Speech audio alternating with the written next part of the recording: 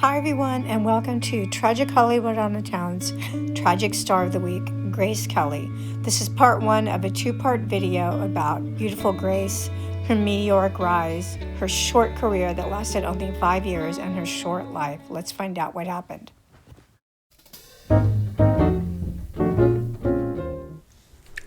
Hi everyone, and welcome to Tragic Hollywood on the Town.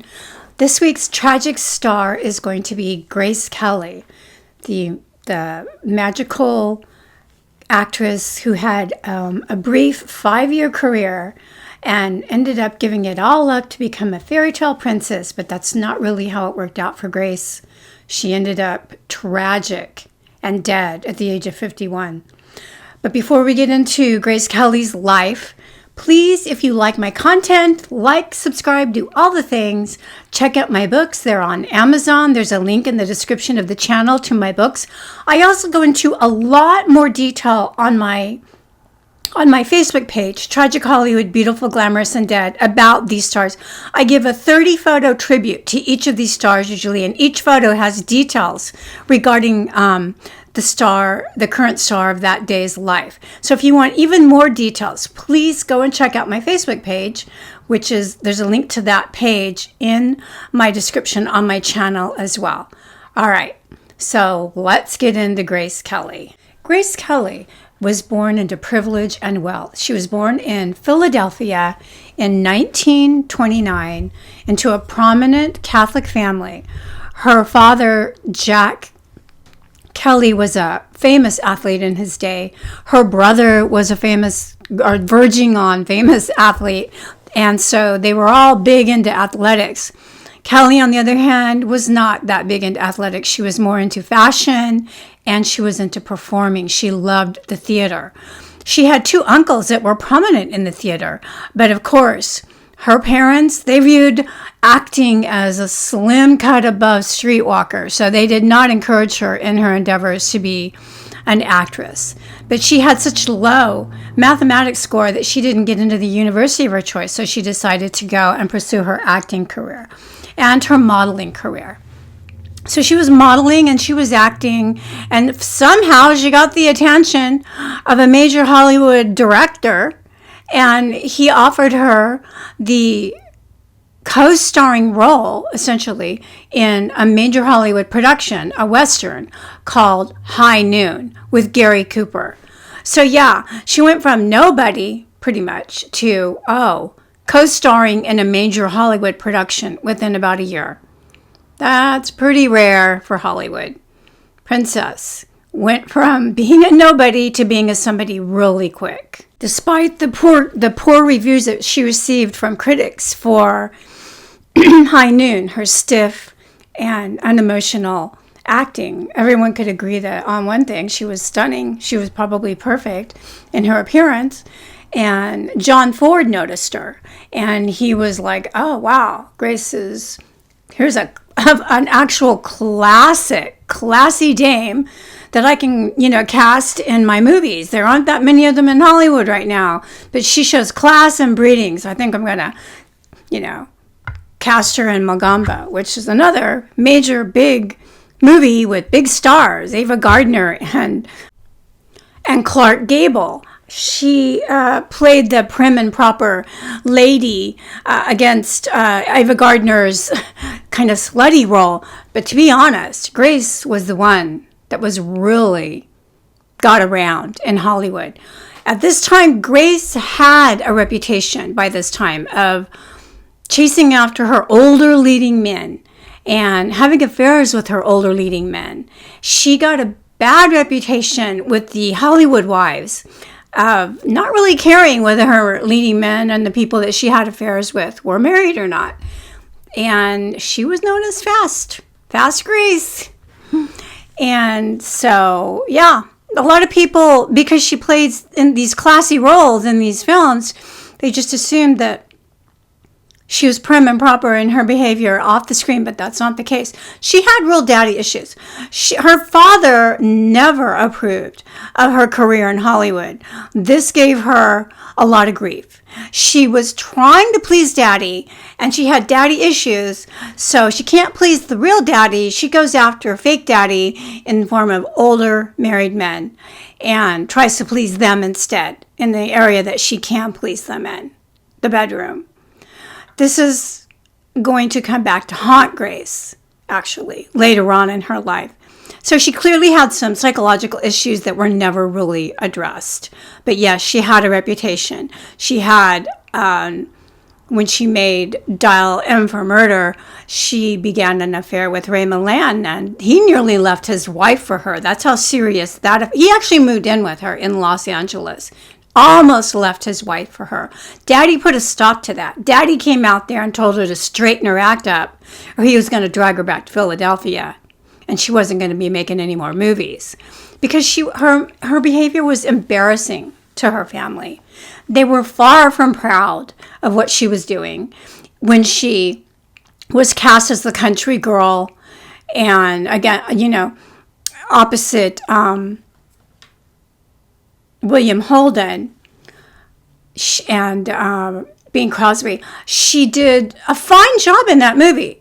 It wasn't anything to write home about, and it certainly didn't deserve the Academy Award that she won for it. Okay, people thought Judy Garland was robbed of that Academy Award, but Grace won.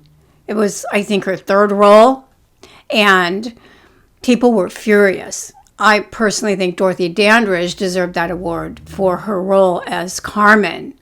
She was amazing in that role, but she didn't get it. Grace got it, and people were a little bit angry about that. And to this day, when you hear people talk about that Academy Award, they say Judy was robbed because Judy Garland should have got it for A Star is Born. So, but she started an affair with Ray Milland.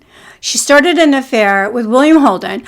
She started an affair with Cary Grant when she made To Catch a Thief, which was Hitchcock discovered her early on, put her in his film Rear Window, which she did an amazing job in. Her wardrobe was drool-worthy, you guys. Oh, my God.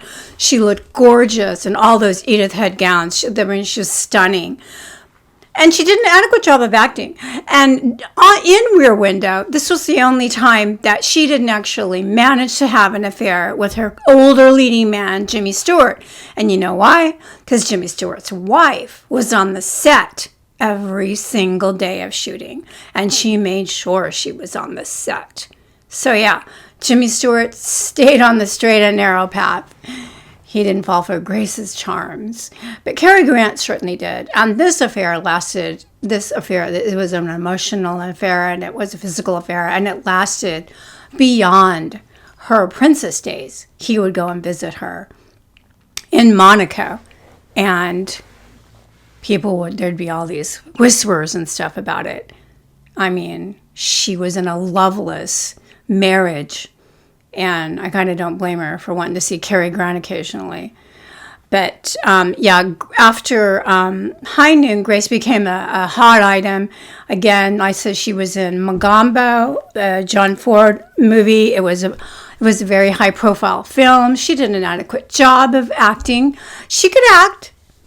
She wasn't great, but she could act. Like I said, she got the Academy Award for The Country Girl. Then she went on to make To Catch a Thief. And then she attended the Cannes Film Festival. Before the Cannes Film Festival trip, Kelly was in a pretty serious relationship with the fashion designer Oleg Cassini. And there was rumors that they had become secretly engaged. And later on, Oleg Cassini confirmed this, that they were intending to get married. But Mommy and Daddy got wind of this. And Daddy wasn't happy. He wasn't happy about Grace. Period. He wasn't happy about her affairs. He wasn't happy about her stardom. And even when she won an Academy Award, he didn't call her and congratulate her because he could have cared less. All he wanted was a daughter, a dutiful, good Catholic daughter who would behave herself and marry appropriately, an appropriate man and into an appropriate family that would further their family name. That's really all he cared about, okay? So when he got wind of her relationship with Oleg Cassini, he also put an end to that. But this was, Oleg Cassini wasn't privy to this, okay? But she was sent to the Cannes Film Festival, and they had set up a meeting with her and the Prince of Monaco, who was on the hunt for a wife, because if he didn't find one, I guess that the principality would go back to France or something like this. So he was under the gun to find an appropriate wife and to produce an heir, okay, basically.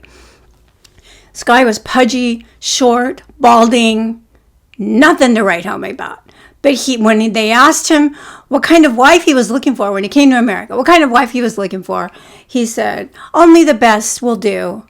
And if he hadn't had more money than God, I guess, yeah, they could have laughed him off. But he had money and he had a title. So, yeah, he was serious. All right, but he met Grace. They arranged to have a meeting in Monaco. She wore a beautiful satin cinched waist and circled skirt dress, floral pattern. Very busy pattern for Grace, because usually she wore solid patterns or very minimal patterned. This one was because she had the only gown she had that wasn't wrinkled. Apparently everything else was wrinkled, and she had her doubts about this dress. But she met him at the palace, and they strolled around the gardens, and apparently it was a love at first sight. And he decided right then and there he was going to marry GraceKelly, and this was going to be the Princess of Monaco. So when she returned back to the United States, shortly after that, the prince followed her, and he was swarmed by the American media, and they knew he was looking for a wife. But, it was kept under wraps that he was actually pursuing Grace. But that wasn't going to last very long.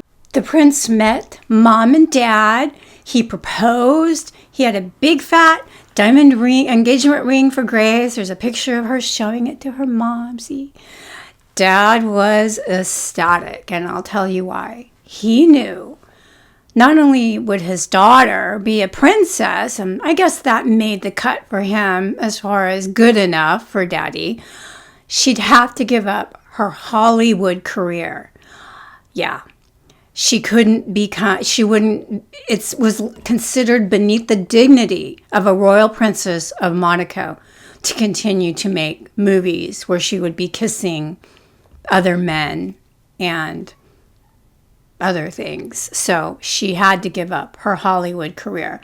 I don't think Grace really gave this enough thought at the time. She was like, okay, well, Mom and Dad like him, and she was still kind of tethered to their approval, and which is why she broke it off with Oleg Cassini. And by the way, she didn't actually break it off with him. He found out in the papers after her engagement to Rainier was announced. So that was kind of crappy of her. Anyway, yeah. So the engagement was announced. Her last film was High Society with Frank Sinatra, and she did a great job in that movie. And by the way, her and Frank Sinatra had an affair that went on for years. Again, an affair that went way past her princess days. So, yeah. But, yeah, her behavior didn't change after she became a princess. A lot of people think that it did. But then again, she had a husband who acted like he was single as well. He had many affairs on Grace. And needless to say, it was a loveless marriage. It was not a happy time for Grace. The last years of her life were not happy.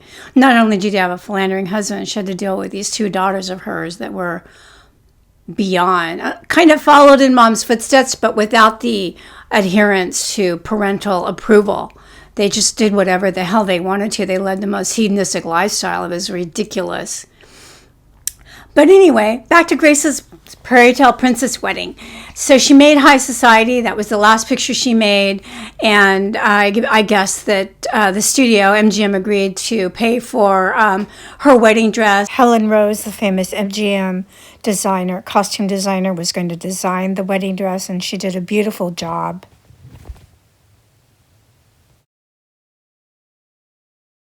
And they agreed to pay for the wedding dress and all of the expenses of her bridesmaids' dresses and everything, as long as she gave them an exclusive to televise the wedding. And it was one of the first deals like this where a wedding would be televised so that the whole world could see, and it would be televised live. So it became the wedding of the century. I mean, I would think the Queen of England's wedding would have been the wedding of the century, but this was the wedding of the century. And yes, it was a huge, huge deal. Stay tuned for part 2, in which we find out just how miserable GraceKelly's life in Monaco really was, how she put on a tremendous amount of weight out of depression and anxiety, and her tragic and early death, and what exactly happened.